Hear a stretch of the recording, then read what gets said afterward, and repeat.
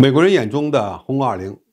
载弹量猛增至45吨，他们最忌惮的能力到底是什么？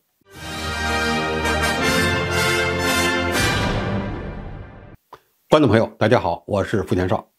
在美国军方公开新一代战略轰炸机 B-21之后，美国专家也把目光看向了中国的下一代隐身战略轰炸机和俄罗斯的 PAK-DA。基于俄罗斯航空工业衰落的现实，目前真正的竞争者可能也就是中美两国了。美国媒体1945网站作者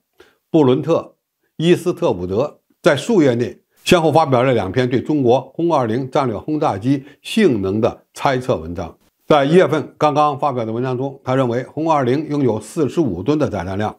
8500公里的航程，以及具备轰炸夏威夷和美国西海岸的能力。早在2022年10月，伊斯特伍德在另外一篇文章中猜测说，轰20的航程为8000公里，载弹量只有10吨。几个月后，他就把轰20的载弹量增加了 3.5 倍。如果作者不是特别外行的话，那么说明此人对中国下一代隐身战略轰炸机的定位有了根本性的转变。过去他可能以为轰20只是一款与轰6差不多大小的飞机，而他现在的观点是，轰20的个头可能要比美国的 B-2 战略轰炸机还大，起飞重量从80吨级增加到了150吨以上。美国人对中国下一代战略轰炸机定位的猜测，我们无法给出正确答案。但是基于中国仍在不断改进轰6的现实，只能说他最新给出的猜测相对合理一些。之所以有一定的道理，是因为作为一款远程战略轰炸机，轰20的载弹量绝对不可能只有区区的10吨。至于是否需要45吨的载弹量，航程是否为8500公里，这要看该机的外形尺寸、动力装置的选择以及战绩指标要求了。和战斗机的研制不一样，对于轰20来讲，发动机不是问题，可有多种备选方案，比如涡扇10、涡扇15、涡扇18以及它们的改型等等。后续专门为轰20研制一款动力装置也并非没有可能。有人认为轰20可能会配装涡扇10系列发动机的无加力版本，这个推测是否正确不得而知，但我们可以用它做个初步的规算，看看美国专家的看法是否靠谱。如果轰20采用4台非加力型太行发动机，那么单台最大推力约为 8.5 吨，这么算下来的话，其最大起飞重量可达到170吨左右，载弹量呢在25吨左右，航程超过12000公里。这样的指标看起来更为合理一些，符合远程战略轰炸机的要求。25吨的载弹量足以携带12枚中远程巡航导弹，或者携带4枚左右的空射弹道导弹，这个已经基本上够用了。相比于最大载弹量，拥有较大的航程可能更为重要。在加油机的保障下，可以让轰20发射的弹道导弹直接威胁到美国西海岸，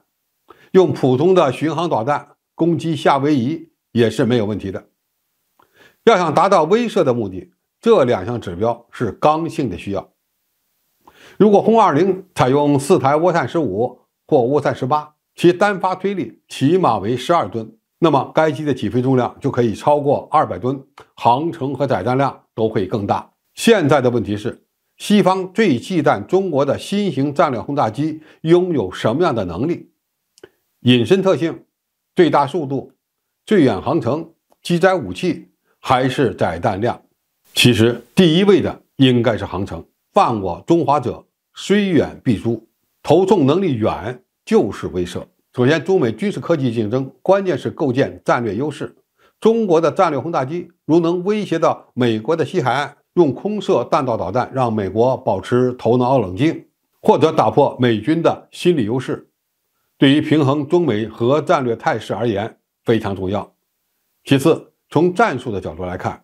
美军对中国常规作战威胁最大的就是战略轰炸机发射的巡航导弹，所以中国必须研制能够攻击第3岛链的战略轰炸机加巡航导弹。中国现在列装的大多是关岛快递中程导弹，使用东风31远程导弹有点贵，所以战略轰炸机通过空中加油是打破美军轰炸机对中国的常规作战力量威胁的关键能力。第三，在中美战略竞争大格局下，中国拥有隐身战略轰炸机，还会被其他国家看在眼里。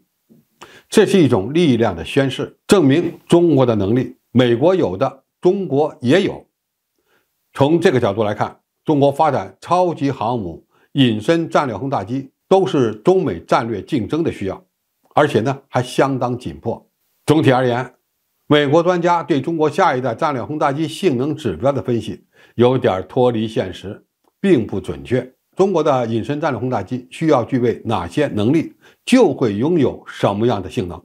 这个用不着美国人操心，在一边担心就可以了。好，今天评述就到这里，谢谢大家收看，我们下期再见。